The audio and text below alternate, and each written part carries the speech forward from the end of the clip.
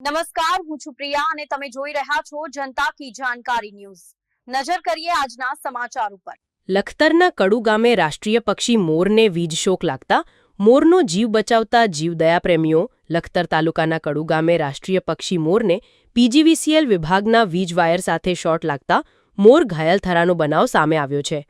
લખતરના કડુ ગામની અંદર આવેલ પ્રાથમિક શાળા નજીક એક મોર પીજીવીસીએલ વિભાગના વીજ વાયરને અડી જતા મોરને શોર્ટ લાગતા મોર ઘાયલ થઈ નીચે પડ્યો હતો।